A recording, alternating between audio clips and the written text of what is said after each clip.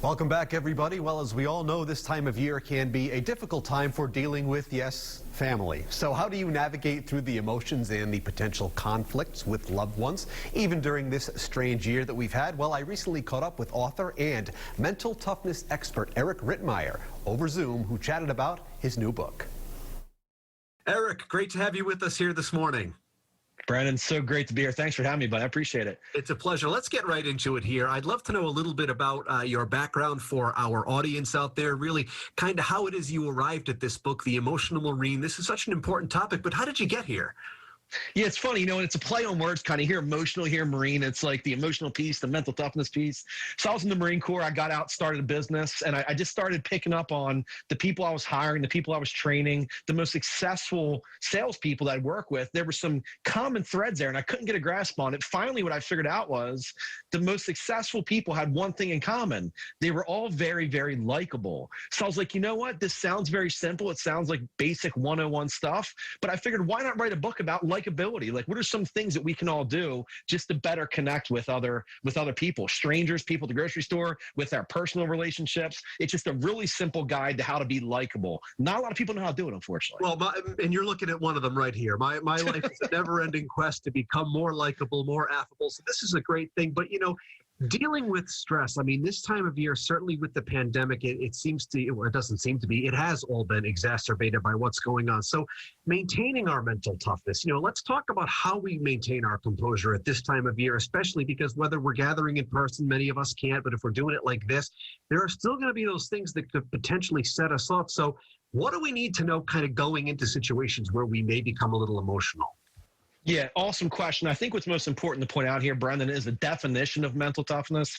There are lots of misconceptions about this. In the simplest terms, mental toughness is emotional control. We're hardwired to feel first and think later. We're emotional creatures. We're not provided any types of training on this. We go to school, we memorize, we regurgitate. Nobody teaches us how to control emotion, how to express emotion. We're taught to suppress it, turn it off. Don't do that. You can't act that way. So we're not given any training. Mental toughness is all about remaining in control of our emotions. Regardless of what's happening to us on the exterior, we have total control over how we respond to that. We're not given any training, especially our kids. Our kids need to know an emotional vocabulary, a way to express how they feel without anger or aggression. So it's all about emotional control. It really is, and certainly your book can can delve further into this for people, of course. But let's talk about some of the pillars and just some takeaways for our audience right here today.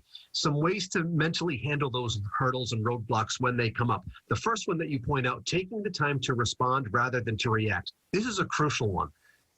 It is. When we react, it's knee-jerk. It's emotion-based. Every situation we're put in initially is going to be an emotion-based reaction, as opposed to responding, which is where we process information logically. Then we formulate a response that's not tied to an emotion. When we react emotionally, it's not going to end up in the best situations. We're going to say and do things that's going to upset other people. Right. And moving on, staying calm in volatile situations. Anything we can do to kind of maintain that even keel, right? Exactly right, and very difficult to do, because when we're put in these situations, it's performance under pressure, another milestone with mental toughness. How do we perform under pressure? It's like professional sports. We practice, we practice, we practice. The field goal kicker goes out there with 1 second left. It's mental toughness. It's his thought processes that makes him kick that field goal and not shank it. Constant control of our emotions. Yeah, this is great stuff. And moving on, people who are successful during these situations, they suspend their disbelief. So you've really got to put yourself in that frame of mind. You got to kind of take yourself out of the norm, right? So insanely difficult to do. The problem is, the minute somebody produces any type of fact that conflicts with the belief we have, we automatically default to these defense mechanisms. We have to get better at, number one, being listeners. We listen with the intent to reply, not with the intent to understand. We need to take our beliefs and set them aside and just hear the other person that might have an opposing point of view, but let's just make them feel like, I get where you're coming from, Brent. I don't agree with you, but I get where you're coming from. It's not a win or lose thing. It just make you feel like I heard you. Absolutely. And I think that's all so many of us really want. And lastly here, you've got to know your triggers. Triggers are critically important, especially with holidays and big meetings. It's like Cousin Eddie coming over with his dog Snot. Just rub him, Clark. He likes you rub on the belly. We have to be aware of these triggers and know that when one of the triggers happen, if we're prepared for that mentally, it's called systematic desensitization. If we can prepare mentally for those triggers, when they happen real time, we've already prepared for it. So how we respond to that is logic-based as opposed to reacting emotion-based. We can take that trigger, set it aside, and be like, you know what?